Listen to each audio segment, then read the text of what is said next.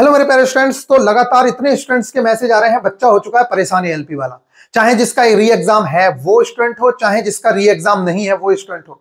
अरे जिसका री एग्जाम है वो इसलिए परेशान है कि भैया जल्दी से कराओ, जो कराना है कराओ तो सही। कम से कम हम इस लफड़े में बने पड़े, ना हमारी एएलपी सीबीटी 1 की तैयारी हो पा रही है, ना हमारी ग्रुप डी की तैयारी हो पा रही है, ना हमारी टेक्नीशियन की तैयारी हो पा रही है। इसके चक्कर में जो कराना है कराओ। इतना दिन हो गया, लगभग 15 से 20 दिन हो चुके हैं, अभी तक यही डिसाइड नहीं हो रहा है कि भाई साहब एग्जाम कब होने वाला है।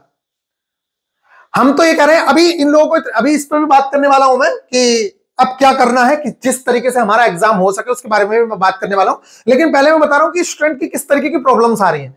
मेरे पास इतने मैसेजेस आ रहे हैं टेलीग्राम पे कि भैया मैं इस इंतजार में बैठा हूं कि रिजल्ट आए, कुछ पता चले, तो अगर हो रहा है तो ठीक है, कम से कम पढ़ने में मन नहीं लग रहा है कि इधर भी ना इधर लग रहा है ना इधर लग रहा है, मेरे तो दिन बर्बाद होते जा रहे हैं। और ये मैंने आप लोगों को पहले ही कहा था कि बच्चों के जो है वो दिन बर्बाद होंगे, कंटिन्यूअस आप लोग दिन बर्बाद करते रहोगे। अभी आपने 20 दिन बर्बाद कर चुके हैं। समय का कोई मोल नहीं है, इसलिए देखो समय अनमोल है, आप लोगों को पता है। लेकिन होता क्या है कि जो चीज पैसों से मिलती है उसकी वैल्यू होती है, जो चीज पैसों से नहीं मिलती उसे आप वेस्ट करते रहते हो।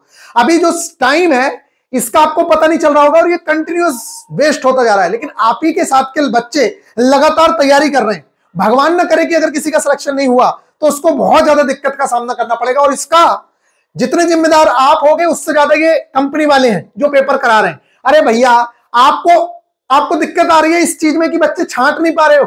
अभी भी बहुत सारे बच्चों के मेल जा रहे हैं कि भैया हमारा तो री एग्जाम होना चाहिए था, मेरे में तो ये सिस्टम में प्रॉब्लम थी, मेरा नहीं हुआ री एग्जाम, नहीं दिया री एग्जाम। अगर इतनी दिक्कत है तो इसका सबसे बेस्ट सॉल्यूशन तो यही बताया गया था कि किसी भी सेंटर पे अगर जरा सी भी चूक हुई है उस सेंटर का एग्जाम दोबारा करा लिया जाए, बात खत्म हुई। अगर सारे बच्चे एग्जाम नहीं देना चाह रहे हैं अच्छी बात है, लेकिन जिन सेंटर्स पे दिक्कत हुई है, थोड़ी सी भी दिक्कत हुई है, उस सारे सेंटर का एग्जाम री एग्जाम कराइए, बात खत्म करिए। छांटने की आवश्यकता ही नहीं पड़ेगी बार बार जो इतने छांटने पड़ रहे हैं। ऐसा नहीं हुआ है कि जो प्रॉब्लम्स देखने को मिली है वो इसी तरीके से मिली है कि अगर इस सेंटर पे है तो इस सेंटर पे 8-10 बच्चों को ये प्रॉब्लम हुई है। ऐसा नहीं है कि हर सेंटर पे ही प्रॉब्लम हुई है। तो जो भी करना है रेलवे को जितना जल्दी पॉसिबल हो, ये टीसीएस जो आरडीएसओ करवा रहा है या टीसीएस करवा रही है, इनको अपना डिसीजन बहुत जल्दी से ले लेना चाहिए, क्योंकि बच्चों के आगे एग्जाम लगे पड़े। अगर भगवान न करे किसी वजह से इनका सिलेक्शन ना हुआ इधर, और वो तो निश्चित तौर से होना ही है, 1,20,000 बच्चों में से 1 लाख बच्चा तो बाहर ही होना है, सिलेक्शन तो 18,799 का ही होना है। तो ये 1 लाख बच्चा ये तो अपनी जिंदगी के साथ खिलवाड़ कर रहा है ना। इन्हीं के साथ का बाकी बच्चा जो सीबीटी 2 में फेल हो गया, सीबीटी 1 में फेल हो गया, वो कंटिन्यूस तैयारी कर रहा है, और ये बच्चा इस होप में बैठा है कि रिजल्ट होगा मेरा, या मेरा एग्जाम होगा। ना ये इधर का रहा ना ये इधर का रहा। तो भैया इस चीज को देखते हुए कंपनी को या आरडीएसओ को या रेलवे को, जो भी अथॉरिटी इस चीज को हैंडल कर रही है, उसको ये जरूर से जरूर देखना चाहिए कि बच्चे ये जो है 1,20,000 बच्चा, ये पूरी तरीके से अधर में फंस चुका है। इस बच्चे को यही समझ नहीं आ रहा है कि मुझे करना है कि क्या नहीं करना है। अब आप सोच के देखिए कि आप ही के साथ के बच्चे कंटिन्यूअस पढ़ रहे हैं, क्योंकि उनके पास तो कोई ऑप्शन ही नहीं है। उनके पास तो ऑप्शन है ग्रुप डी, एएलपी, सीबीटी 1 और टेक्नीशियन, तो वो कम से कम पूरी शिद्दत से उधर लगे हुए हैं ना। और बाकी बच्चों को देखो क्या हाल हुआ पड़ा है। बाकी बच्चा कोई साइको का इंतजार कर रहा है कि भैया मैं रिजल्ट होगा तब कुछ करूंगा। कोई बच्चा है कि भैया मेरा री एग्जाम होगा। अरे आप सबको प्रॉपर टाइम मिल चुका है, कोई ऐसा बच्चा नहीं है जिसको साइको के एग्जाम की तैयारी करने की आवश्यकता हो। और इससे कंपटीशन डे बाय डे बढ़ ही रहा है। जितने ये बच्चे बचे हुए थे जिनका री एग्जाम होना है, अब आप कहोगे 4 दिन पहले कि भैया आपका भी री एग्जाम होना है, उसकी तो सारी प्रैक्टिस छूट चुकी, उसकी तो सारी प्रैक्टिस खत्म हो चुकी ना। आपने कहा कि अभी इतने बच्चों का होना है, फिर आप कहोगे 4 दिन बाद कि इनका भी होना है, तो उनको तो दिक्कत हो जाएगी। जिनका होना है उनको पूरी तरीके से प्रॉपर करिए और एक एग्जाम डेट निश्चित करा के इनका पेपर करवाना चाहिए। अब बात करते हैं कि आखिरकार पेपर कब होगा। तो मेरे प्यारे बच्चों, कायदे में तो अब तक पेपर हो जाना चाहिए था, लेकिन न जाने कौन सी ऐसी प्रॉब्लम चल रही है। और वो प्रॉब्लम आपको पता ही है। प्रॉब्लम सबसे बड़ी यही है कि जैसे ही इन्होंने ये बताया कि इनका री एग्जाम होना है, इनके पास कंटिन्यूअस मेल जा रहे हैं कि भैया हमारे यहां भी तो प्रॉब्लम हुई थी, हमारा क्यों नहीं करवा रहे हो, हमारा भी करवाओ, मेरे में तो इतनी बड़ी प्रॉब्लम हुई है कि अब करवाओ। तो मतलब बहुत ज्यादा कंफ्यूजन की स्थिति है। और अभी भी ये राय बनी हुई है कि भैया हो सकता है कि जिन सेंटर्स पे प्रॉब्लम हुई है उन सारे सेंटर्स के बच्चों को भी री एग्जाम करवा लिया जाए।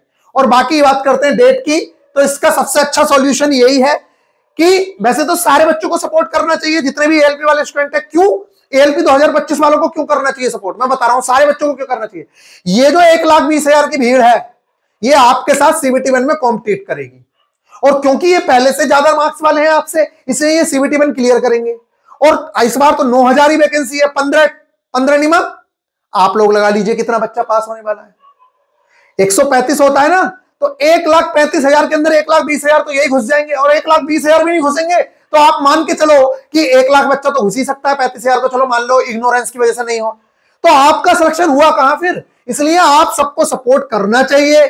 इसके लिए क्या हो सकता है, तो इसके लिए मैं करता हूं अनलिमिटेड एजुकेशन वाले सर से भी बात। उनके पास सबसे ज्यादा बच्चे हैं साइको के, बाकी एनके सर हो, एसके झा सर हो, कौटिल्य क्लासेस वाले सर हो, या जितने भी टीचर्स जिन्होंने साइको को पढ़ाया है, चाहे वो जुगल सर हो, चाहे वो सिद्धार्थ सर हो, चाहे वो मोदी सर हो, इन सारे टीचर्स को एक ट्विटर कैंपेन जिसमें री एग्जाम की डिमांड की जानी चाहिए, और वो 10 तारीख से पहले ही हो जाना चाहिए। दूसरी चीज, इन टीचर्स की देखो, अनलिमिटेड एजुकेशन वाले सर से मैं बात करूंगा, जिन जिन टीचर्स के मैं टच में हूं उनसे मैं बोल दूंगा कि सर कम से कम कुछ बात रखनी चाहिए, क्योंकि ये जो चीजें चल रही है एसएससी रिफॉर्म्स, रेलवे रिफॉर्म्स, इन सब के बीच जो है एएलपी का एग्जाम पूरी तरीके से दब चुका है। जो एएलपी साइको का एग्जाम है उसका कुछ पता ही नहीं चल रहा है। तो बस अपनी बात को रखना है, रेलवे को ये बात बतानी है कि भैया हम इंतजार कर रहे हैं, हमारा करवाओ, नहीं तो होगा यही कि ये जो 18,799 बच्चा है यही सीबीटी 1 पास कर जाएगा और यही बच्चा सीबीटी 2 पास कर जाएगा, क्योंकि इनका फाइनल ही नहीं हो पाएगा तब तक। और अगर इनका फाइनल नहीं हो पाएगा तो सारे के सारे बच्चे तो यही घुस जाएंगे, फिर सीटें खाली रह जाती हैं, फिर कहते हो कि भैया क्या हुआ। इसलिए आप सब लोगों को बढ़ चढ़ के हिस्सा लेना होगा। अपने टीचर्स को भी बोल दीजिए कि सर ऐसे ऐसे बात है और कम से कम कुछ सपोर्ट करिए, इसके रिगार्डिंग वीडियो बनाइए कि भैया रेलवे से हम रिक्वेस्ट कर रहे हैं, ये बताओ कितना बड़ा खामी है। आपको भी स्टूडेंट नहीं मिलने वाले, अगर यही बच्चा दोबारा से वहां पहुंचेगा तो कहीं ना कहीं दिक्कत तो होगी ना। और फिर ये बच्चा तैयारी का भी तो समय मिलना चाहिए ना, इनको कैसे तैयारी का समय ही नहीं मिल रहा है। तो मेरे प्यारे बच्चों, अभी यही सॉल्यूशन रह गया है। जिनका एग्जाम होना है उन लोगों से तो मैं ये कहूंगा कि भैया अगर आप दूसरे एग्जाम की भी तैयारी कर रहे हो तो मेरे प्यारे बच्चों कुछ टाइम अपना 2 से 3 घंटे का टाइम इसमें देते रहिए साइको में, बाकी टाइम अपने दूसरी प्रिपरेशन में देते रहिए। अच्छा, आप लोग कह रहे होगे कि भैया आप स्टार्ट करवाइए, मैं स्टार्ट करवा रहा हूं, लेकिन आप लोग जब जोश दिखाओगे तब। आप नीचे कमेंट में लिखिए मैं तो बहुत जल्दी रक्षाबंधन के बाद से स्टार्ट कर दूं, लेकिन आप लोग जब रेडी होंगे तब। ऐसे नहीं कि 4-5 बच्चे कहने लग जाएं तो होना शुरू हो जाए। दूसरी चीज, जिन लोगों का एग्जाम नहीं होना है, मैं आप लोगों को बार बार वार्न कर रहा हूं, 18,799 बच्चों का सिलेक्शन होना है। मैं ये नहीं कह रहा कि मेरे पास पढ़ लो आके, मुझे कुछ जरूरत नहीं है। आपका जहां से मन करे वहां से स्टार्ट करो, लेकिन मेरे प्यारे बच्चे एक टारगेट बना के उस चीज को पढ़ना स्टार्ट करो, अपने सिलेबस को निपटाना स्टार्ट करो। इतने धुरंधर नहीं हो। आज अगर मेरे से कोई एग्जाम देने को कहे तो मैं आपसे कम ही नंबर लाऊंगा, आपसे ज्यादा नहीं ला सकता। उसके पीछे रीजन क्या है? क्योंकि एक कंसिस्टेंसी चाहिए होती है हर चीज को। हो सकता है कि कोई मैथ्स का टीचर अपने मैथ्स में नंबर ले आए, लेकिन सारी चीजों में नंबर नहीं ला सकता वो। समझ रहे हो मैं क्या कहना चाह रहा हूं? मेरा कहने का मतलब यह है कि आपको लग रहा होगा मैंने तो पहले से पढ़ाई कर रखी है, मेरे को तो कोई पीछे नहीं छोड़ सकता, तो ये मत सोचिएगा। जैसे नीरज चोपड़ा के साथ हुआ, नीरज चोपड़ा को लग रहा था कि मैं तो धुरंधर हूं, लेकिन आपने देखा कि ओलंपिक में फर्स्ट गोल्ड मेडल कौन ले गया? पाकिस्तान का बंदा। इसी तरीके से आपके साथ भी हो सकता है। इसलिए ओवर कॉन्फिडेंस मत रहिए, तैयारी करिए, पूरी जान झोंक दीजिए अपनी तैयारी में। आगे जो ग्रुप डी आ रहा है इस बात को एक्सेप्ट करिए, ये निगेटिव चीज नहीं है जो मैं बोल रहा हूं, ये निगेटिव मत समझिए आप। मैं आपके भले के लिए बोल रहा हूं। मैंने आप लोगों को सीबीटी 2 में भी बोला कि मेरे प्यारे बच्चे पढ़ ले, ट्रेड हो नहीं पाएगी, लेकिन आप लोगों को समझ नहीं आया, बहुत सारे बच्चे बाद में फेल हुए। फिर मैंने साइको में बोला कि पढ़ लो टाइम नहीं मिलेगा, आप लोगों ने नहीं माना, फिर बच्चों का हाल खराब हुआ। इसी तरीके से मैं अब आपको वार्न कर रहा हूं कि मेरे प्यारे बच्चे आपको ज्यादा समय नहीं मिलेगा। रेलवे का या टीसीएस का कुछ नहीं जाता है, वो तो अभी कह देंगे कि हाँ भैया आपका 1 महीने बाद एग्जाम है, ग्रुप डी का कहां से तैयारी कर लोगे पूरे सिलेबस की। इसलिए आप लोगों से कहा जा रहा है कि पूरी शिद्दत के साथ आप लोग अपनी तैयारी में जुटिए और साथ में इस चीज को भी सपोर्ट करिए, जिससे कि जल्दी से एग्जाम हो, जल्दी से रिजल्ट आए और आप लोगों की जल्दी से ज्वाइनिंग हो सके। ठीक है, क्योंकि प्रोसेस ज्यादा बचा नहीं है। जैसे ही साइको का एग्जाम होगा उसके जस्ट बाद आप लोगों का रिजल्ट आ जाएगा। हफ्ते 10 दिन के अंदर आपका रिजल्ट आ जाएगा, और जैसे ही 10 दिन बाद रिजल्ट आता है उसके बाद आप लोगों के डीबी के लिए पैनल आउट हो जाएगा, और आप अपना डीबी कराइए, मेडिकल कराइए। तो आज डीबी होगा, कल को मेडिकल होगा, और बस उसके बाद आप लोगों को भेज दिया जाएगा घर, और 15-20 दिन बाद फाइनल पैनल में नाम आते ही आप लोगों को बुला लिया जाएगा कि आ जाओ भैया, ये है अपना ज्वाइनिंग लेटर, और अपना ज्वाइन करिए, एंजॉय करिए। आई होप कि आप लोगों को ये बातें समझ आ रही होंगी। तो मेरे प्यारे बच्चों, अगर आप इस चीज को सपोर्ट करते हैं तो इस वीडियो को शेयर करिए। बाकी अनलिमिटेड एजुकेशन वाले सर से बात करना मेरी रेस्पॉन्सिबिलिटी है, और बाकी जितने भी टीचर्स हैं रेलवे टीचर्स वाले ग्रुप में भी इस चीज को डाल दिया जाएगा, जिससे कि ज्यादा से ज्यादा टीचर्स इस पे बात कर सकें। वीडियो भी बनाइए और साथ में इस चीज पे भी बात रखिए कि भैया री एग्जाम की डेट अब दे दी जाए, क्योंकि बच्चे आ चुके हैं तंग। क्योंकि अभी एग्जाम, अभी बात आओ, एग्जाम चल भी रहा है, मान लेते चल रहा है सीजीएल, किसी का भी एग्जाम चल रहा है, इनको कितने से बच्चे हैं ये, 10,000, 20,000, 50,000, एक शिफ्ट में एग्जाम हो जाएगा बड़े आराम से इनका, और ज्यादा सेंटर्स की भी आवश्यकता नहीं है। और वैसे भी बाकी जो एग्जाम चल रहे हैं वो दूसरी कंपनी करा रही है, तो टीसीएस के सेंटर्स तो खाली है, तो टीसीएस चाहे तो एग्जाम करा सकता है। आप कहोगे कि एनटीपीसी का एग्जाम चल रहा है, अरे चलने दीजिए ना, क्या जा रहा है, एक शिफ्ट में इनका करा लेंगे एग्जाम। ऐसा थोड़ी है कि उनके पास सेंटर्स ही नहीं है। आई होप कि आप लोगों को ये बातें समझ आ रही होंगी। तो गाइज मिलते हैं फिर नेक्स्ट वीडियो में। ख्याल रखिएगा, आप लोगों की क्या राय है जरूर से जरूर रखिए, नहीं तो मैं बता रहा हूं आप लोग ना इधर के रहोगे, यानी कि ना आप तैयारी करने के रहोगे टेक्नीशियन एएलपी दोबारा से, और ना ही आपका इधर फाइनल होगा। इसलिए ये मंझधार में पड़ जाएंगे दोनों पैर आपके कि भैया एक नाव इधर एक नाव इधर, काम खत्म हो गया। इसलिए भैया पूरी तरीके से अब जिन लोगों का एग्जाम हो चुका है, मेरे अकॉर्डिंग उन लोगों को अपने एग्जाम की तरफ फोकस करना चाहिए।